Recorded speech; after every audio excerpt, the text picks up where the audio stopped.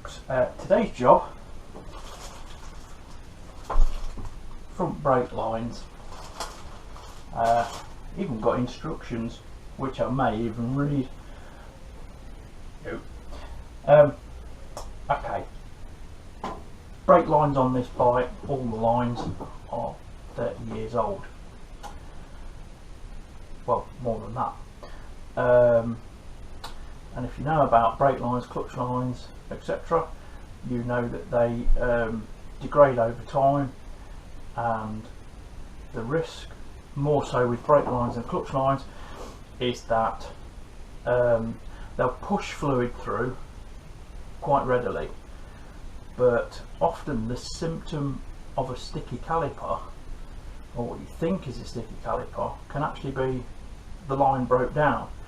It collapses internally, so what it can do, it's fine shoving fluid through it, but when that fluid needs to come back to release the pressure, it can't go anywhere, and quite often that's misdiagnosed as a sticky caliper. So you know, people strip the calipers down, clean everything up, put everything back together. Of course, by that time the pressure's naturally bled out, and they think they've fixed it. But on a bike this old, more than likely going to be brake lines. It's just common sense to do them. I've done the clutch line, and that works all right.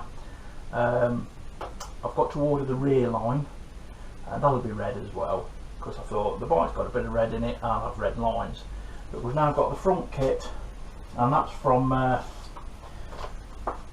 OHA Motorsports in Bangor, Northern Ireland, and they've been brilliant. They were super fast on delivery, and for a genuine hell line they actually make them. So they just had a kit for the ZX10. If you put down your bike, they'll no doubt have a kit for it. If they don't, measure your old lines, they'll make you some up. But super fast delivery. They were pretty much here, I think, the next day, pretty much, from Northern Ireland. So yeah, and you get a nice little sticker sheet as well. This time I got an OHA sticker sheet, so there'll be a few of them going on the bike. And last time I got, with the clutch line, they gave me a hell sticker sheet, and as you can see, I'm a bit of a sod for stickers because it annoys the hell out of people. But I like it. I can spot my bike in a car park, let's put it that way. So that's today's job. We'll show you some tools that you're going to need for a generic Japanese bike, and then we'll crack on.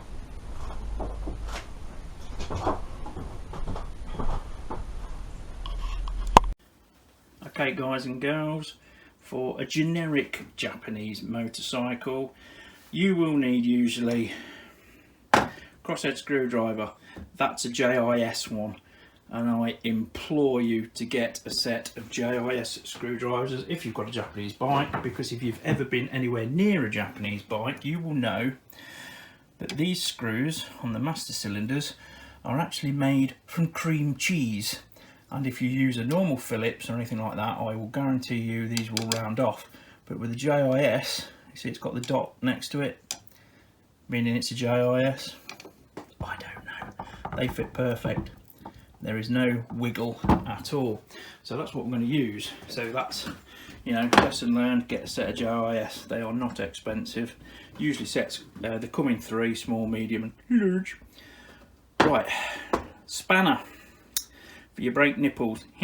Nipples. Most Jap bikes are 10mm, they can be 8mm, but a spanner for that. Now the initially what we're going to do is drain all the old fluid out, so we don't need to worry about introducing air into the system, because the idea is we're going to evacuate the system completely because we're swapping the lines out. So that's for the brake nipples. You can also use a socket. You know, you might have to in some cases. Another tip for bleeding, we're getting ahead of ourselves, but a tip for bleeding is, there is, some people say, how far open do you open the bleeder? And it's usually a quarter turn. Ideally there needs to be a tiny bit of resistance on the lever. You don't want it gushing out like Niagara Falls, because you can introduce air through the threads of the bleeder. One way to combat that is to put a little ring of grease around the bleeder, around the threads, and then you lessen the risk of drawing air, and then you can just wipe it off with brake cleaner afterwards. Another one, in this case, 12mm socket, he says, I haven't actually looked, but 12mm socket or spanner for undoing the banjo unions. These are generally not that tight, but over age they can, you know, corrode in a little bit. Another thing, brake bleeding pipe. This is a proper one-way valve brake bleeding pipe. You can just use a bit of normal pipe that goes over the nipple. And when it comes to bleeding, as long as you submerge the other end in brake fluid, can be old, can be new, whatever. So when you're bleeding the brakes, it can't suck air back in, but it sucks fluid up the line. It won't get back to the caliper. That's fine. So you can use a normal bit of pipe. It doesn't have to be one this type. And of course, a suitable container. An old milk bottle, but don't tell the dairy. Now I've got a proper container, honest. So that's the tools you're going to need, usually. So we'll crack on. So the first job, evacuate the system. I hate that word, evacuate. Let's just drain the fluid, shall we?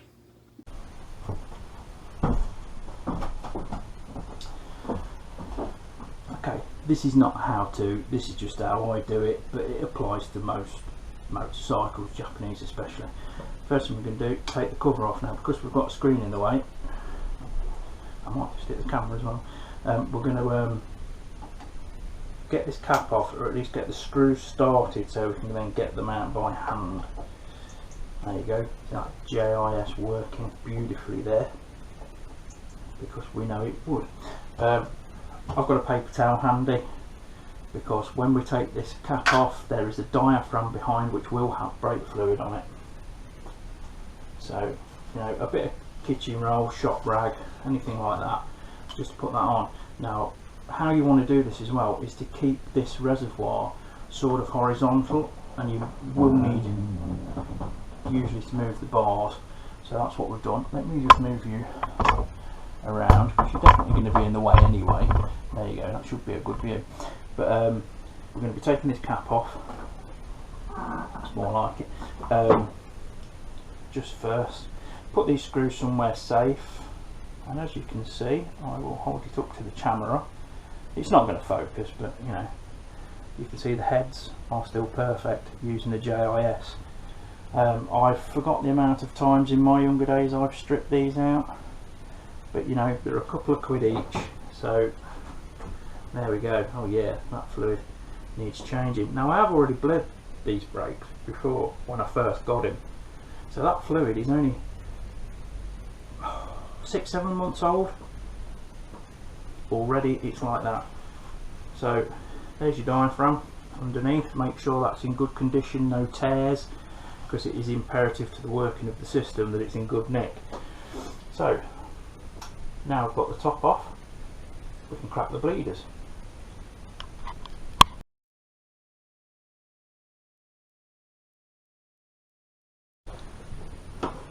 So we've bled the line out on this side.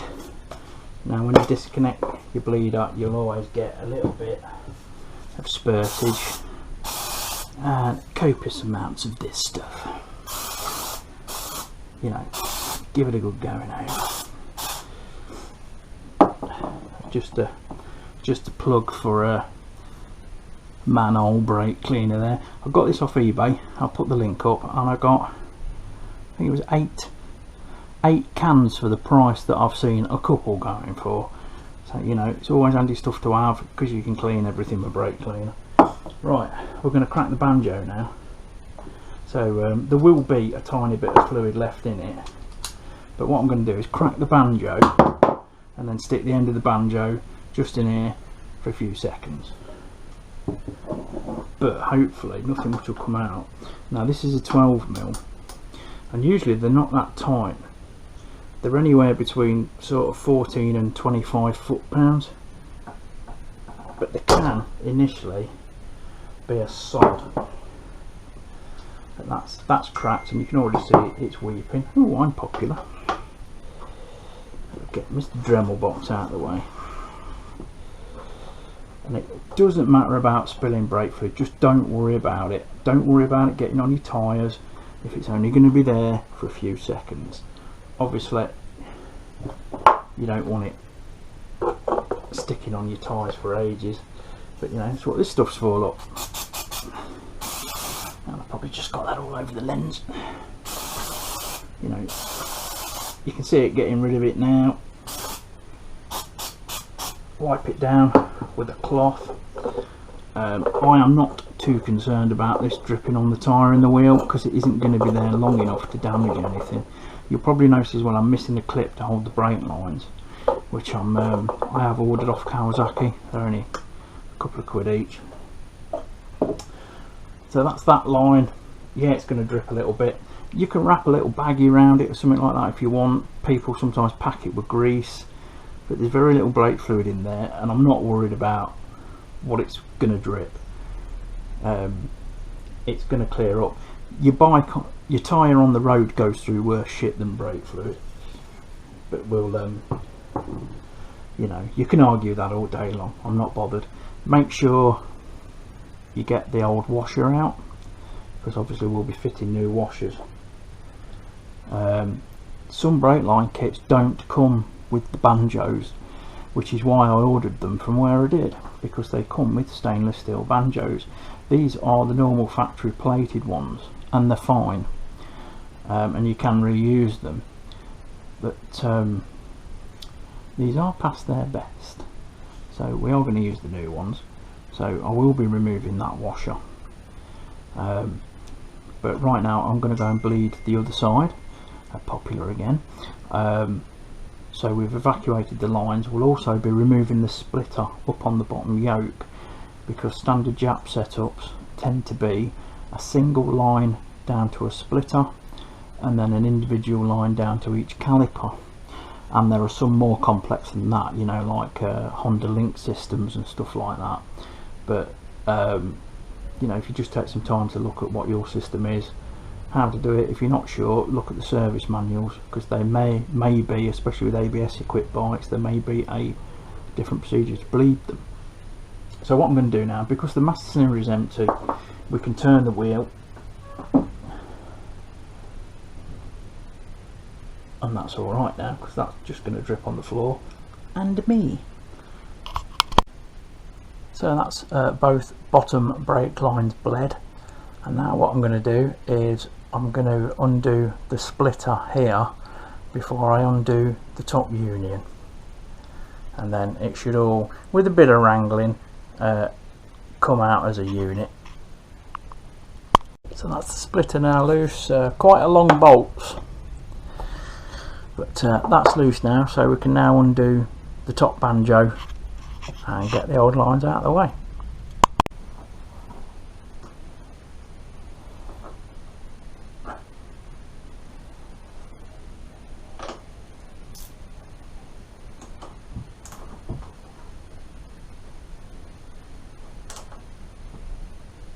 Oh, you swine. I'm going to get a socket on that, because I can get a touch more leverage, because you know what's going to happen? That's going to loosen, and I'm going to get my knuckles on this, guaranteed.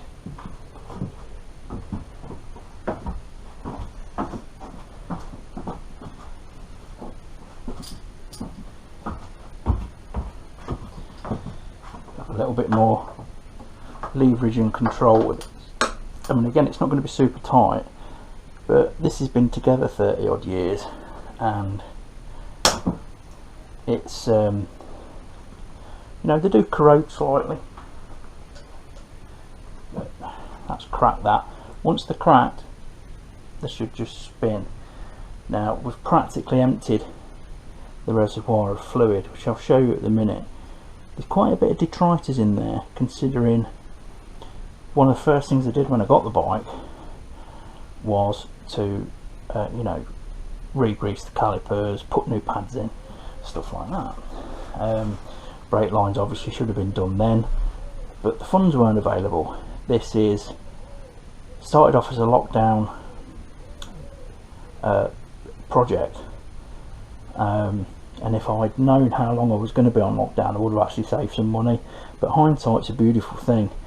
This bike, the whole restoration, the running of it, is done on an absolute shoestring, hence the name of the channel.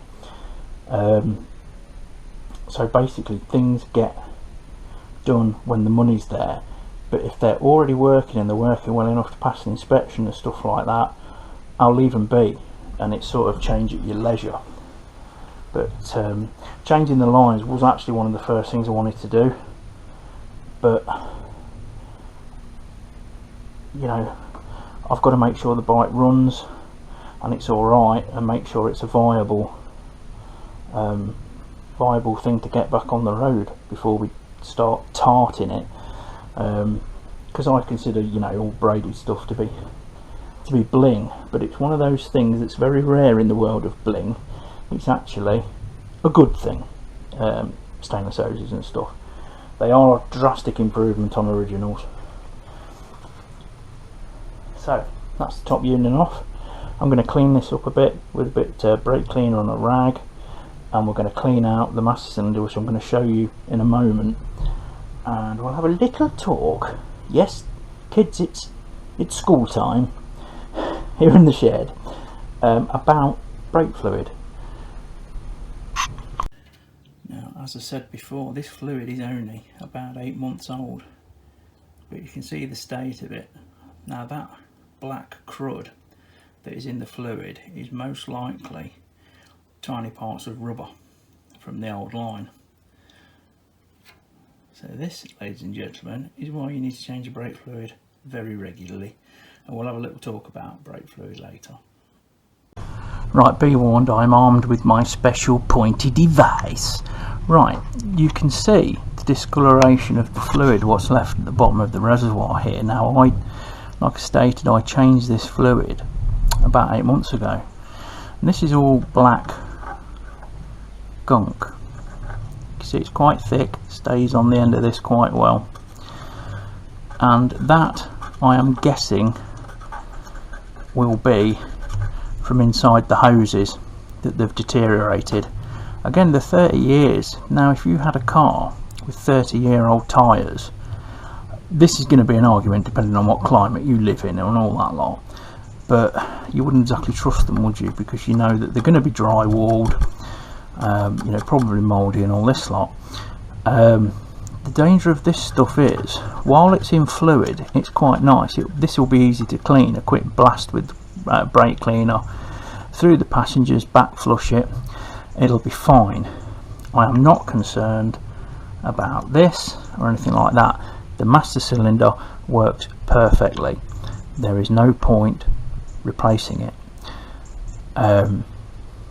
So this is the return hole that we talked about, and I don't know whether this is going to focus because the screen preview is gone, but that is the return hole. You can see it is extremely small. If that gets blocked by any of this crap, which is common, you will get the symptoms of a sticky caliper, etc, etc. It's more than likely this crap blocking everything up.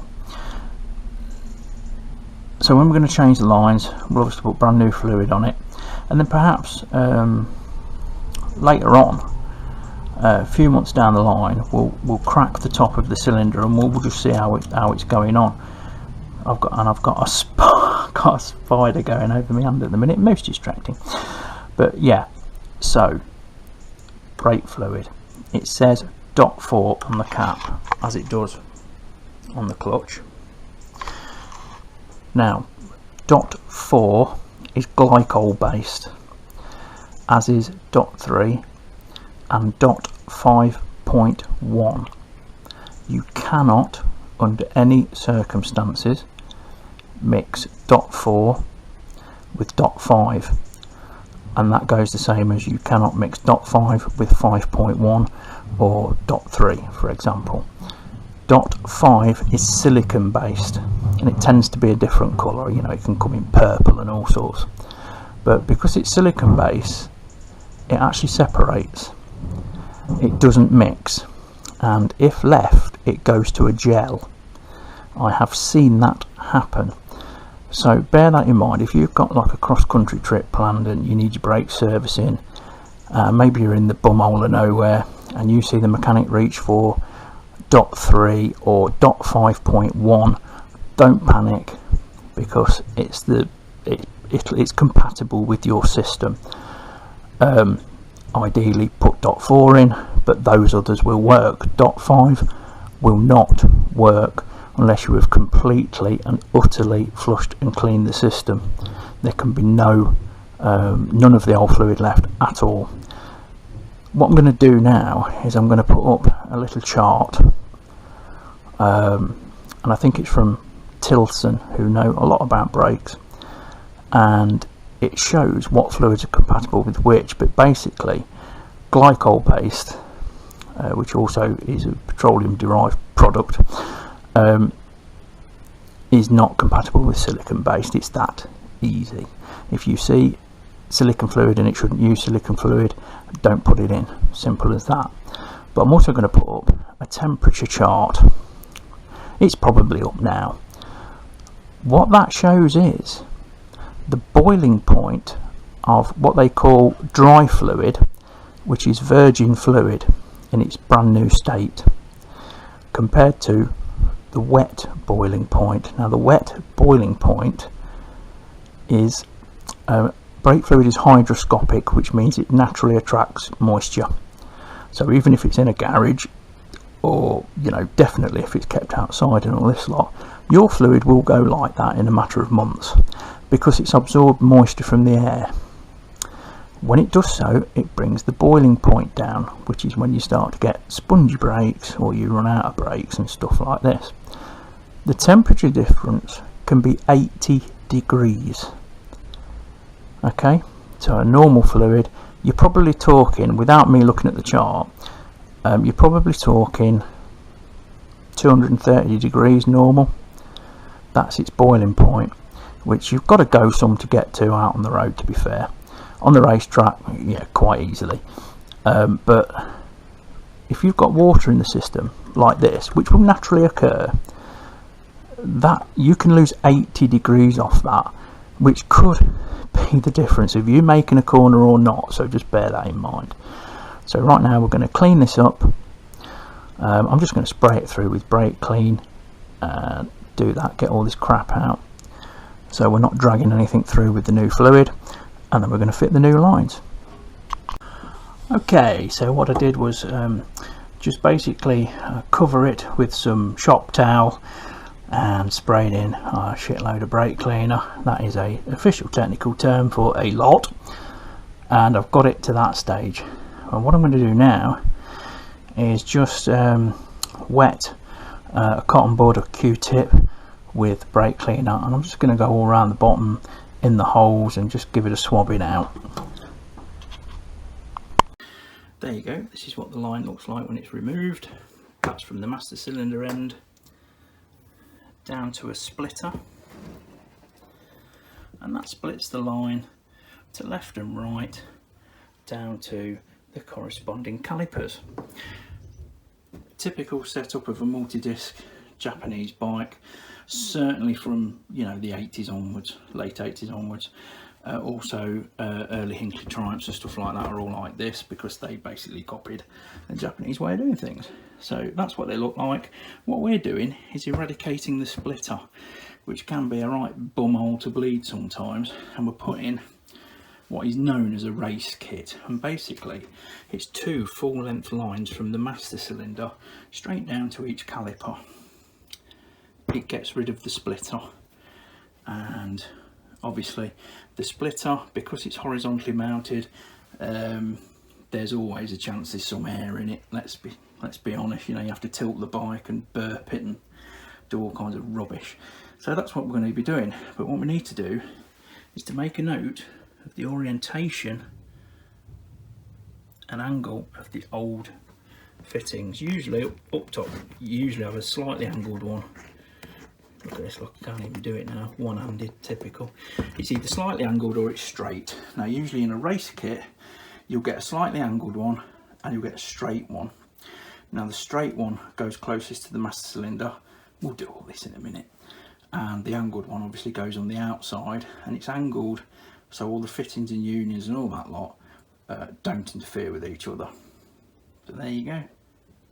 Right, one thing to check before you fit the new lines is, because this is a twin line replacement system, we've done away with the splitter, is that one of the lines will be slightly longer than the other, because one of the lines has to go across the mudguard to the left hand caliper, and one line obviously pretty much straight down from the master cylinder to the right hand caliper. Now trust me, I have done this properly, I've just laid it out for you to see, but one hose will be longer than the other, so the longer one will go to the furthest away caliper. Makes sense when you think about it, but it's amazing how many kits that I've seen people fit and they've had to take it off. Fortunately they've caught the mistake, they've took it off, they've refitted it. If you don't, and you're a bit of a wheelie merchant or anything like that, or bear in mind when you're out riding, your suspension probably goes its full stroke, you know, quite regularly. If you put a too short a line on, there is every chance you will actually pull the fitting off. It's, you know, and you don't want that happening. You've got brake fluid everywhere, and you've got all of a sudden a lack of brakes, which, trust me, is really, really exciting. I once had a 916 for a very short period of time. One of those bikes, you know, you wish you kept, but there were two a penny when I had one. But I didn't know at the time, I didn't know enough about the bike, and I didn't know what to do now, which is still not a lot, but you know, more than I did. And I was braking for a roundabout, and who's the corner of a roundabout? No, it was a corner, and something whistled past my ears, metaphorically, and I had no brakes all of a sudden, and they made a horrendous racket. I was pumping at the lever like mad, and then made an horrendous racket. You've probably already guessed what happened, but a mechanic had neglected to put the small R-clips on the front brake calipers. There's a little retaining pin that holds the pads in, and it just, you know, shoves in, and then there's a little R-clip behind it. A lot of Aprilias and stuff have the same setup, and unbeknown to me, going along the road, the pads had, the pins had wiggled out, so when I actually went to brake, it threw the pads out. And you know, when you're approaching a corner at road speeds and all of a sudden you have no brakes, you put a hell of a lot of faith in tyres. Fortunately, I came out of it unscathed. The garage sorted it out, not an issue. You know, please get that sorted. So it never cost me a penny. I won't name the bike shop because they done good by me. Honest mistake at the end of the day. So it's just something to bear in mind. Make sure you put the right length line on the right side. So right, go ahead and fit it then. Master cylinder's been cleaned out with a Q-tip and all that lot. So yeah, new ones are ready to fit. So we're just going to get that washer out and fit the other one. Yes, you know, yes, we can refurb the calipers and all that lot, but no, we're not. One thing I'm going to order is some stainless bleeders, because they just look better and they work better. But you know, I told you that brake fluid, if it's left for a few seconds, don't worry about it, just wipe it up.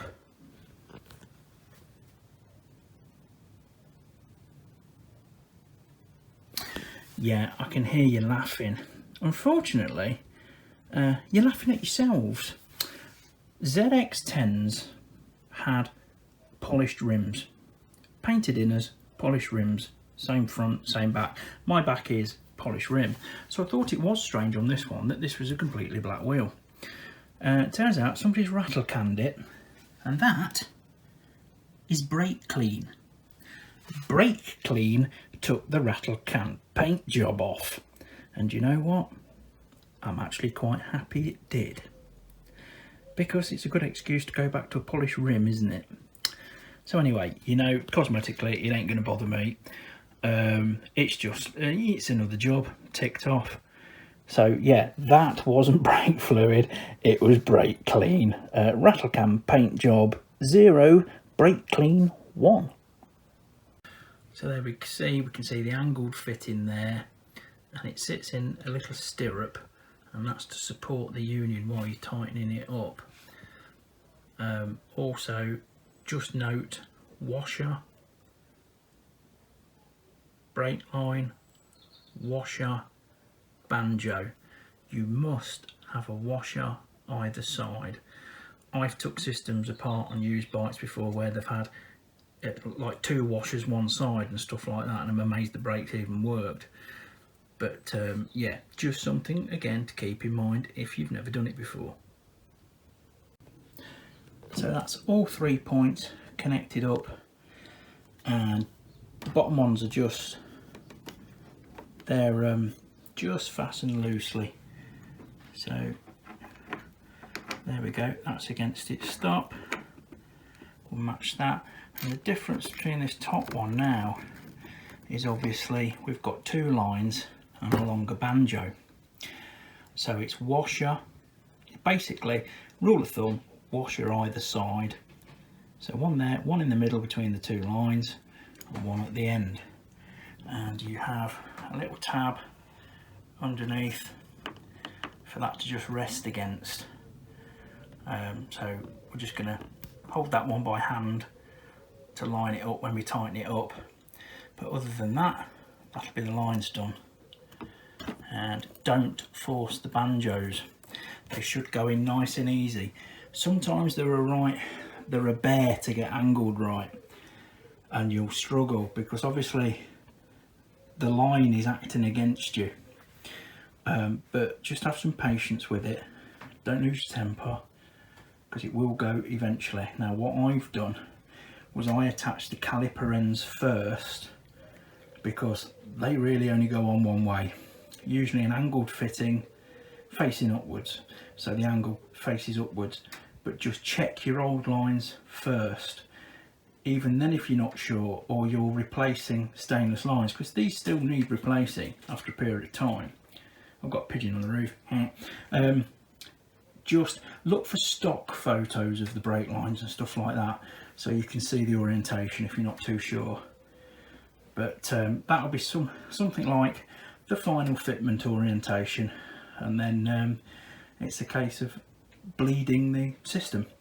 Now the routing looks a bit dicky at the minute, but it's actually where I want it. But bear in mind they're not going through the line clamps that you have on the mudguard, because I haven't got any. They've been ordered. It should literally be here in a couple of days. So when I can put the line clamps are split, so you can actually fit the lines, and then you just wrap the line clamps around them and pop them into the mudguard on this. So when they come, it will neaten it all up. So you know, I'm not worried about it not looking correct at the moment. It will be when the clamps are there. So next stage, we're going to tighten the banjos up to the recommended torque, which is between 15 and 25 foot-pounds. So we'll go for something in the middle like 20, and then we'll take it from there.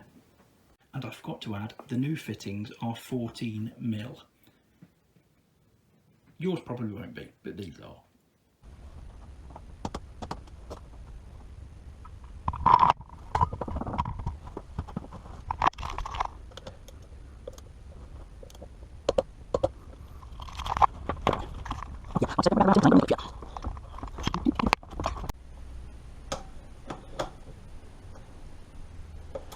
Actually, I've got this set to 17 to start with. It states a minimum 14 up to 24. So I've just gone for about 17 at the minute. We'll start getting some fluid through, and then we'll just check for leaks. If there are any leaks, we'll go up a little bit more until they stop. These things, when we get the line clips, we'll go in the line clip, which sits just there. This is the speedo line clip there, which also, when we took, you can probably see that, look, that wiggly waggly one. When we took the splitter out, one of the splitter bolts held this. So we're going to put a small bolt back on the yoke to hold the speedo guide before we wrap up the job. Probably won't do that today. I'll do that when I get the clips, because I probably more than likely won't go out on it just yet anyway. Oh wow, that was exciting. Came back in the shed, just went into the house for a bit.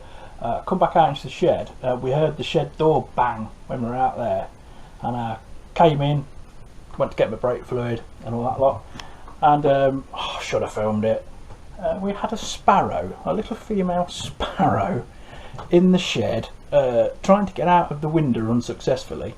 So yeah, we've just rescued a sparrow, and I don't know, maybe it's my inner Buddhist, but I feel really good about that. Anyway, when I'm not tripping over bits of wood, new fluid's gone in, and we're going to start the bleeding process.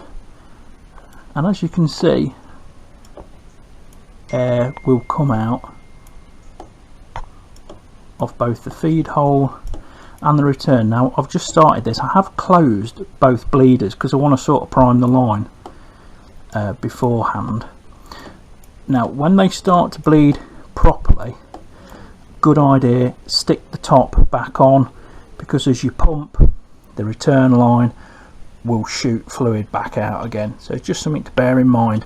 I'm not going to show you the bleeding process because quite frankly it's boring. Videos all over the bloody shop. Just another quick tip, if you're bleeding and it's not going well and all this lot, if you have adjustable levers, put them on maximum span, and that way you get a full stroke. Otherwise, you know, if you've got small hands and you normally have the levers really close, you're not going to get a full stroke on it. So always take it out, and you know, it's going. But bear in mind that, you know, the lines are full of air and stuff like that. And what I'm going to do in a minute is I've got a vacuum bleeder, and I might just use that just to start drawing the fluid down. And you have to be very careful with those though, because they basically maintain a vacuum in the system, and it's all too easy to drain that. So I'll probably just carry on by hand for now, and if it gets to the point where it's a pain in the bum, then I'll use the vacuum. I don't know whether you can see, but we have a wren in the shed now. Just rescued a sparrow, now we've got a wren. Should probably actually get through that gap. Not noticing the doors open yet, are you? I'm trying to keep my distance, but I also, because I'm a knobhead, want to get her on film. There she is, look. No, go on out the door. Come on. Come on, out the door. This way. That way. Out there. Come on. Come on. That's it. That's it, it's gone. That's the second bird this morning. Nice to know Nibbler's pulling the birds. Mrs. Shed won't be very happy. So I'm using the vacuum setup. This is it. Pump, pipe, receiver, pipe going up to the bleed nipple. I've not used an adapter because the suction on this one is quite good, and it sucks itself to the nipple. You have to be very careful using these, because you put a bit of vacuum in, crack the bleeder, shut the bleeder off, and then check the level of the master cylinder, because it goes down considerably faster than doing it normally. So I've had a good little spurt of fluid come through, the old fluid out of the caliper, and now I'm just going to check the master cylinder again before whizzing it through again. So we're nearly done now, guys. We're getting really good lever pressure, about half the travel than we were before, and the brakes, you know, they weren't bad, they worked, but of course 30-year-old lines, they could always be better. I'm going to give each side a quick final bleed. Obviously you need to do it till you get clear fluid through, ideally, which is what I'm going to do, but obviously it's a much of a muchness, it's a boring process at the best of times, so I will spare you it. No, that is not a urine sample. That's what's come out the calipers, and as you can see, new fluid and old fluid separating due to the moisture content, and there's little black bits of rubber in it as well. Nice. So yeah, so that was easy. So believe it or not, that is 2 calipers worth, because we're starting to get clear fluid through both now. So that's it. Lever feel is already a lot better. I'm not going to take the bike out today. I'll leave that till I've got the proper clips for the hoses and stuff. So guys, thank you once again for joining me in the shed. A couple of bird rescues for added interest, and all I've got to do now is tidy up. Yeah, usual mess, but you know, if I didn't make a mess, Mrs. Shed couldn't tidy it up, and she loves to do that. So guys, on that one, glad I've done that job. Next one will be rear brake hose. That'll do. The rear brake on the ZX is actually pretty good.